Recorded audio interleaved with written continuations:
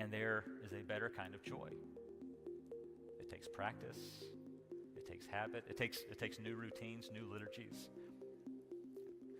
You can try to inject your life with more happiness. You can try to just anticipate joy and realize that hardship builds your character and so much and so forth. But there's a deeper kind of joy. Let me explain it with this way. This is a quote from Michael Hendricks wrote this. He says, building resilience in difficult emotions is like buying a new cabin on a lake that has no path down to the dock.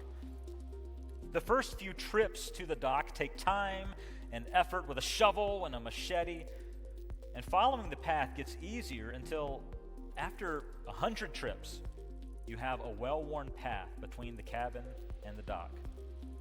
What's the key to this? He says, repetition is needed to build the path.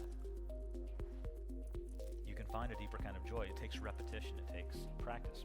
You have conditioned your mind to do something when life is not going your way. You have some kind of ritual or habit or liturgy. You have paths in your brain that you run to when you're not happy. It could be a joy substitute. It could be you come home from work and, man, I need a beer. Or it could be you have some kind of habit that you've established, that you've been practicing. You have some kind of habit that you run to when you're miserable. And you try to manufacture joy. You run to a joy substitute. You already have some habit that you have formed when you feel miserable. And it doesn't always work. And the joy substitute only takes you so far. The manufacturing joy only takes you so far. Sometimes it leaves you more miserable. What I'm telling you to do today is that you have to learn, if you want to have a deeper kind of joy, you have to eliminate that and practice a different habit. You have to get out the machete and cut yourself a new path that goes down to that deep river that we talked about. There's a quick path that goes right here, but it only lasts for a second. How do you carve a path?